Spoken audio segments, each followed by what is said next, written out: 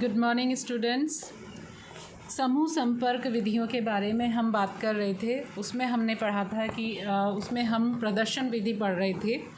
प्रदर्शन विधि के लिए हमने कहा था कि दो प्रकार की होती हैं, एक होती है विधि प्रदर्शन और दूसरा होता है परिणाम प्रदर्शन। विधि प्रदर्शन कल हमने डिस्कस कर लिया था। आज हम परिणाम प्रदर्शन के बारे में बात करेंगे। परिणाम प्रदर्शन में उन्नत पद्धतियों से किए गए कार्य के परिणाम को ग्रामीणों श्रोताओं के समक्ष प्रस्तुत किया जाता है। उन्नत विधि से किए गए कार्य की तुलना परंपरागत विधि से किए गए कार्य के साथ की जाती है। परिणाम प्रदर्शन को अधिक प्रभावी बनाने के लिए दृश्य श्रव्य साधनों जैसे कि film, slides, photograph, tape recorder, तुलनात्मक चित्र आदि का प्रयोग किया जाता है। उन्नत विधि से किए गए कार्य और परंपरागत विधि से किए गए कार्यों में अंतर किया जाता है, साथ ही उससे होने वाले लाभ के बारे में भी पता चल जाता है, जिसके कारण परिणाम प्रदर्शन में दोनों ही विधियां, उत्तम विधि और परंपरागत विधि, दोनों का ही प्रदर्शन समान परिस्थितियों में किया जाता है। उन दोनों का परिणाम देखा जाता है। जब उन्नत विधि से किए गए कार्य का परिणाम बेहतर होता है तब उसका काफ़ी प्रचार प्रसार किया जाता है। प्रोजेक्ट बनाकर सरकार को भेजा जाता है और विभिन्न कल्याणकारी संस्थाओं से सहयोग मांगा जाता है। परिणाम प्रदर्शन के सफलता के लिए उसको भी स्टेप बाय स्टेप आयोजित किया जाता है, जिसमें फर्स्ट स्टेप आता है परिस्थितियों का विश्लेषण। जिन क्षेत्रों में जिन ग्रामीणों के समक्ष परिणाम प्रदर्शन किया जाना है वहाँ की पूरी स्थिति का विश्लेषण कर लेना चाहिए।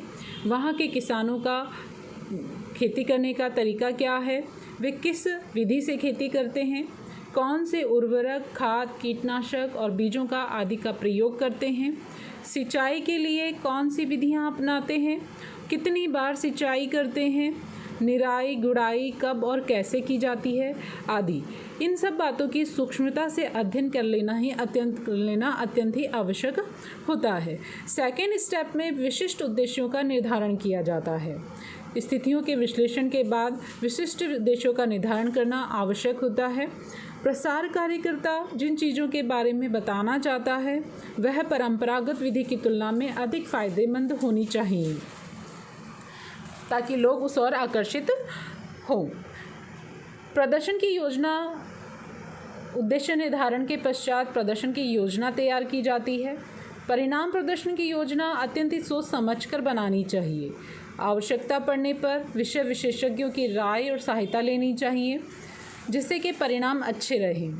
जिन किसानों के समक्ष परिणाम प्रदर्शन किया जाता है उनके नामों की सूची, प्रदर्शन स्थल का चयन, प्रदर्शन में काम आने वाले उपकरण, सामग्रियों का प्रबंध पूर्व में ही कर लेना चाहिए।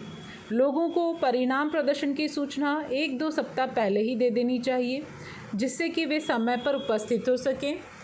चुने हुए किसानों को परिणाम प्रदर्शन की पूरी प्रणाली को उनकी स्थानीय भाषा के रूप में ही समझाना चाहिए जिससे वे स्वयं को कार्यक्रम का एक अभिन्न अंग समझ सकें। नेक्स्ट स्टेप आता है प्रदर्शन का आरंभ करना और क्रियान्वयन करना। परिणाम प्रदर्शन का शुभारंभ सभी लोगों को प्रदर्शन स्थल पर उपस्थित होने के पश्चात ही किया जाना चाहिए। पहले उन्हें कार्यक्रम के बारे में विस्तार से बताना चाहिए और उसके पश्चात क्रमबद्ध तरीके से लोगों को समझाते हुए एक एक करके बताना चाहिए। समय समय पर लोगों को बुलाकर कार्यक्रम की प्रगति के बारे में भी बताना चाहिए। यदि खेती से संबंधित परिणाम प्रदर्शन किया जाना है तो 2 खेतों का चयन भी किया जाना चाहिए जो पास हों और सड़क किनारे स्थित हों ताकि आवागमन में सुविधा रहे। और एक कार्यस्थल से परंपरागत विधि से यदि कार्य किया जा रहा है तो किसानों को कहना चाहिए दूसरे खेत में उन्नत विधि से खेती करना चाहिए। फिर इन दोनों में तुलनात्मक अध्ययन करना चाहिए, यानी कि एक व्यक्ति यदि परंपरागत विधि का प्रयोग कर रहा है तो उसी के बगल में दूसरे व्यक्ति को उन्नत विधि का प्रयोग कराया जाता है ताकि दोनों की विधियों में तुलनात्मक अध्ययन करके आसानी से प्रदर्शन किया जा सके। उन्नत विधि से कार्य करने पर कितना लाभ प्राप्त हुआ, कितना खर्च हुआ और उसे अच्छे से एक्सप्लेन करना चाहिए जिससे कि किसान स्वयं अपनी आँखों से उन्नत विधि से खेती करते देखे और उस पर उसका विश्वास हो, ताकि वे नवीन तकनीक से कार्य करने के लिए तैयार हो सके और अपना मन बना सके। नेक्स्ट उसके पश्चात आता है प्रदर्शन पूरा करना। परिणाम प्रदर्शन शुरू से अंत तक किया जाना चाहिए, बीच में नहीं छोड़ना चाहिए। हर स्टेप का पूर्ण प्रदर्शन होना चाहिए। हर स्टेप का फोटोग्राफ सहित रिकॉर्ड रखना चाहिए। खर्च कितना हुआ, लाभ कितना हुआ और सभी का विस्तृत ब्यौरा भी रखना चाहिए और तैयार करना चाहिए।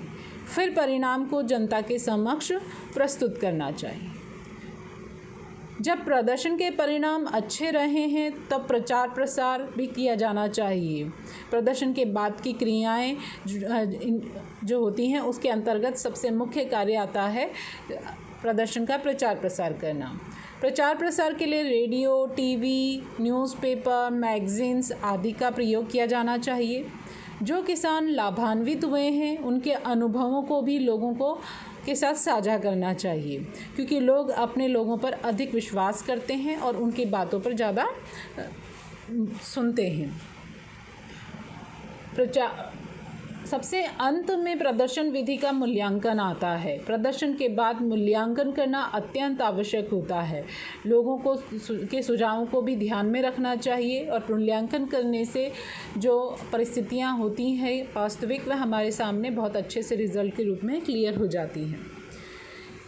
ये मुख्य स्टेप्स हैं, 7 स्टेप्स जो परिणाम प्रदर्शन विधि में फॉलो किए जाते हैं और इन्हीं स्टेप्स के आधार पर परिणाम प्रदर्शन विधि की योजना बनाई जाती है और क्रियान्वयन किया जाता है, तो अधिकतम सफलता प्राप्त होती है।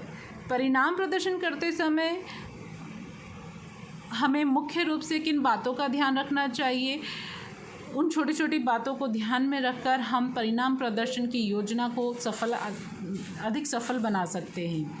जैसे कि प्रसार कार्यकर्ता को कृषि, पशुपालन, कुटीर उद्योग, खाद्य संरक्षण, फल सब्जियां संरक्षण आदि से संबंधित चीज़ों को अपनाने के लिए परिणाम प्रदर्शन करना चाहिए।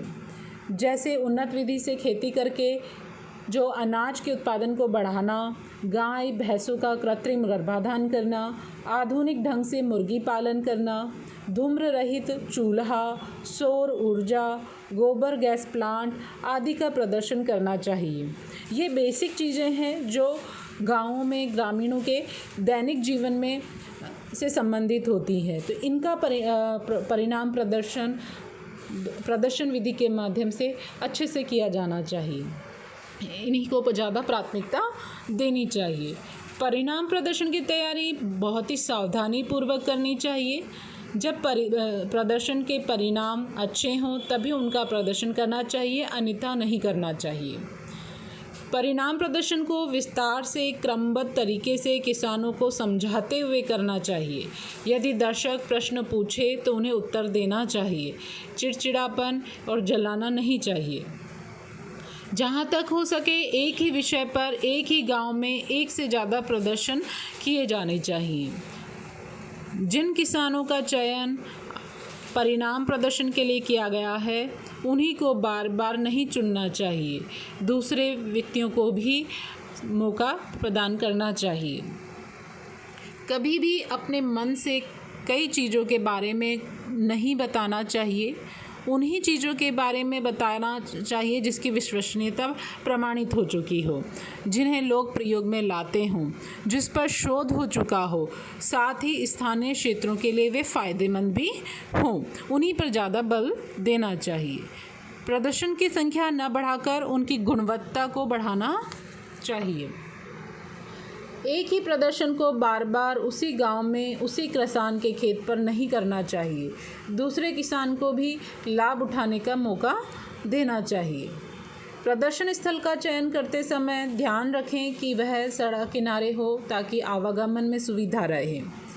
प्रदर्शन के बाद मूल्यांकन भी करना चाहिए। किसानों को यह बताना चाहिए कि उन्नत विधि से खेती करने से कितना लाभ प्राप्त हुआ है, उस स्केल को भी उनके सामने प्रदर्शित करना चाहिए। कार्यक्रम की प्रगति को देखने के लिए प्रदर्शन स्थल के पास ही सामूहिक चर्चा हेतु सभा बुलानी चाहिए। प्रदर्शन के परिणामों पर चर्चा की जानी चाहिए और उन्हें देखकर विश्वास करना सिखाना चाहिए। उन्नत विधि तकनीकों को अपनाने के लिए प्रेरित करना चाहिए। ये कुछ छोटी छोटी बातें हैं जिनका ध्यान रखकर हम परिणाम प्रदर्शन को काफ़ी प्रभावी बना सकते हैं। विधि प्रदर्शन और परिणाम प्रदर्शन के पश्चात प्रदर्शन विधि में एक अन्य जो मेथड यूज़ किया जाता है वो होता है साधारण और कंपोजिट प्रदर्शन। साधारण प्रदर्शन वह होता है जब नियंत्रित अर्थात जिसमें पूर्णतः परंपरागत विधि से कार्य कराया जाता है और जिसमें केवल एक ही नई विधि का प्रयोग करके कार्य किया जाता है। उसके फलस्वरूप इन परिणामों में अंतर को स्पष्ट किया जाता है, तो उसे हम साधारण प्रदर्शन कहते हैं। उदाहरण के स्वरूप यदि हम बात करें तो खाद डालने या कीटनाशक के छिड़काव से फसल उत्पादन में हुई बढ़त को दर्शाना।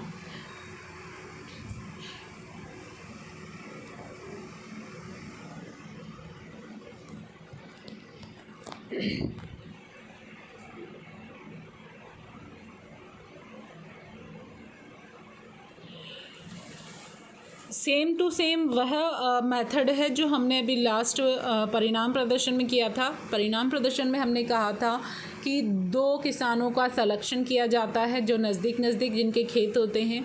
एक परंपरागत विधि का प्रयोग करता है और दूसरा उन्नत विधि का, और बाद में दोनों का जो परिणाम होते हैं उनका प्रदर्शन किया जाता है, तुलनात्मक प्रदर्शन किया जाता है। उसी प्रकार साधारण प्रदर्शन में एक व्यक्ति परंपरागत विधि का प्रयोग करता है और दूसरा केवल एक नई विधि का प्रयोग करता है, और दोनों के परिणामों में जो तुलनात्मक अध्ययन होता है उसको हम जब प्रदर्शित करते हैं तो वह साधारण प्रदर्शन कहलाता है। नेक्स्ट आता है कंपोजिट प्रदर्शन। इसमें नियंत्रित खेत और वह खेत जिसमें कई नवीन विधियों का प्रदर्शन करके खेती की जाती है, उसके फलस्वरूप हुए फसल उत्पादन के बढ़त की तुलना करके किसानों को बताया जाता है। पहले फर्स्ट में हमने कहा था कि एक नियंत्रित खेत और दूसरा जिसमें एक नियंत्रित खेत जिसमें परंपरागत विधि का प्रयोग हो रहा है और दूसरा जिसमें सिर्फ और सिर्फ एक नई विधि का प्रयोग हो रहा है, तो वह साधारण, उनका तुलनात्मक अध्ययन साधारण प्रदर्शन कहलाता है।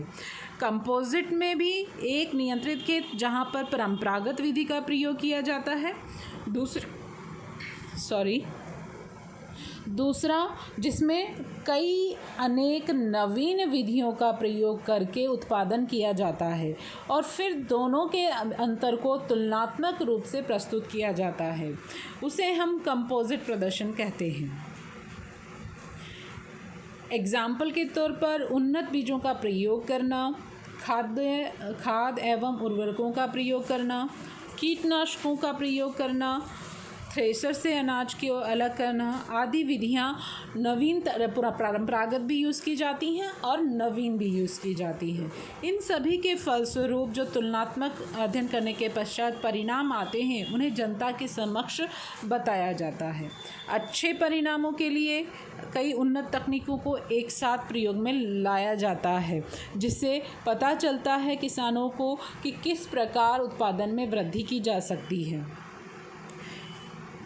विधि प्रदर्शन हो या परिणाम प्रदर्शन, इनकी विश्वसनीयता अधिक होती है। लोग देखकर विश्वास करते हैं और उसे अपनाने के लिए प्रेरित करते हैं। किसी भी प्रदर्शन विधि का, चाहे वह विधि प्रदर्शन हो चाहे परिणाम प्रदर्शन, दोनों के ही ये लाभ होते हैं कि यह देखकर विश्वास करने की विधि होती है और जिसके कारण लोग ज़्यादा प्रेरित होते हैं। नई विधियों को अपनाने के लिए ये काफ़ी बढ़िया शिक्षण विधि है प्रदर्शन विधि। इसके माध्यम से नवीन जानकारियों, नवीन तकनीकों, नवीन यंत्रों, नवीन विधियों का आसानी से प्रदर्शन करके लोगों तक आसानी से बताया जा सकता है और उन्हें प्रेरित किया जा सकता है। परिणाम प्रदर्शन में परंपरागत विधि की तुलना नई विधियों से की जाती है, जिसके कारण आंकड़ों का संकलन अच्छा हो जाता है। कार्य की प्रगति और उपलब्धियों को देखकर अपने आप ही लोग उत्साहित होते हैं, नई विधि को अपनाने के लिए प्रेरित होते हैं और उसे बड़ी आसानी से वे अपनाने भी लग जाते हैं। प्रचार प्रसार के लिए आंकड़े उपलब्ध हो जाते हैं, जिससे वह प्रचार प्रसार करना काफ़ी आसान हो जाता है और क्लियरिटी हो जाती है लोगों के सामने कि जो कहा जा रहा है वो कितना सत्य है। अनुभवी किसान जिन्होंने विधि प्रदर्शन, परिणाम प्रदर्शन से लाभ उठाए हैं, अपना अनुभव लोगों के साथ बांटते हैं, साझा करते हैं, जिससे प्रत्यक्ष रूप से सुनकर देखकर व्यक्तियों पर काफ़ी गहरा प्रभाव पड़ता है और उसे अपनाने के लिए वे तत्पर हो जाते हैं। परिणाम प्रदर्शन की सफलता को आधार बनाकर नीतियां निर्धारित की जा सकती हैं, जिसमें कृषि विश्वविद्यालय, खाद्य कृषि मंत्रालय, FCI, बैंक आदि का सहयोग लिया जा सकता है। परिणाम प्रदर्शन से किसानों की आय बढ़ती है। नवीन तकनीक अपनाकर ही भारत के किसान अनाज उत्पादन के क्षेत्र में आगे बढ़ते हैं और भारत आत्मनिर्भर बना है। इतना सब कुछ होने के बाद भी, इतना ध्यान रखने और इतना लाभ होने के बाद भी हमें कुछ लिमिटेशंस होती हैं परिणाम प्रदर्शन विधि की, जिनमें मुख्य जिन्हें हम उनकी कमियां भी कह सकते हैं कि परिणाम प्रदर्शन की कुछ कमियां होती हैं जिनके कारण काफ़ी समस्याओं का सामना करना पड़ सकता है। जैसे कि अधिक समय लगता है, परिणाम प्रदर्शन विधि में समय का अधिक खर्च होता है। दीर्घकालिक कार्यक्रम है जिसमें धैर्य की भी बहुत आवश्यकता होती है, बहुत पेशेंस रखना पड़ता है परिणाम प्रदर्शन विधि के अंतर्गत। अधिक समय, शक्ति और ध्यान भी काफ़ी व्यय होता है। प्रदर्शन की सफलता प्रकृति पर निर्भर करती है, जैसे कि पाला पड़ना, शीतलहर, सूखा, बाढ़ आना आदि कई प्राकृतिक आपदाएं हैं जिनके कारण परिणाम प्रदर्शन पर प्रतिकूल प्रभाव भी पड़ते हैं। लोगों का परिणाम प्रदर्शन पर से विश्वास भी उठ सकता है, जिसके कारण प्रगतिशील किसान, पशुपालक, उद्योगपति, गृहिणियाँ जो होती हैं वही इसका लाभ उठा पाते हैं।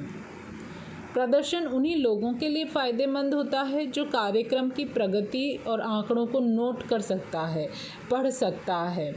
अदरवाइज़ जो अशिक्षित व्यक्ति हैं या कम पढ़े लिखे व्यक्ति हैं, उनके लिए आंकड़े क्या होते हैं यह समझ पाना बहुत मुश्किल होता है। सीमित लोग ही इसका लाभ उठा पाते हैं। इस वजह से प्रसार कार्यकर्ता को प्रदर्शन के लिए बहुत तैयारियां करनी पड़ती हैं। जब तक कार्यक्रम पूरा नहीं हो जाता है तब तक प्रसार कार्यकर्ता और उसके सहभागी व्यक्ति इसके प्रति पूर्णतः समर्पित होकर उन्हें रहना पड़ता है। यदि किन्हीं न किन्हीं कारणों से परिणाम प्रदर्शन असफल हो जाता है तो इसका प्रतिकूल प्रभाव उन अन्य प्रसार कार्यक्रमों पर भी पड़ सकता है। साथ ही किसान, पशुपालक, गृहिणियाँ, इसमें जो प्रतिभागी होते हैं, पार्टिसिपेंट्स होते हैं, उन्हें भी उपहास का पात्र बनना पड़ता है। ये मुख्य विधियाँ हैं प्रदर्शन के अंतर्गत आने वाली, जिनमें हमने विधि प्रदर्शन, फिर परिणाम प्रदर्शन पढ़ा, जो मुख्य 2 प्रकार बताए गए हैं। इनके अतिरिक्त हमने बात करी साधारण प्रदर्शन और कंपोजिट प्रदर्शन की भी। प्रदर्शन विधि काफ़ी महत्वपूर्ण विधि है और काफ़ी अच्छी विधि मानी गई है, जिसके द्वारा परिणाम जो आते हैं, सफलताएं जो प्राप्त होती हैं, वह भी काफ़ी अच्छी मात्रा में प्राप्त होती हैं। कोई भी प्रसार कार्यक्रम को अधिकतम सफल बनाने के लिए प्रदर्शन विधि काफ़ी हेल्पफुल साबित होती है। लेकिन फिर भी उनकी योजना बनाने, उनके क्रियान्वयन करने में काफ़ी बातों का ध्यान रखा जाना चाहिए, उनके स्टेप्स को प्रॉपर्ली फॉलो किया जाना चाहिए, तभी हमें वांछित परिणाम वो प्राप्त हो सकते हैं। लेकिन सबसे बड़ी कमियां हैं कि प्रदर्शन विधि में हमें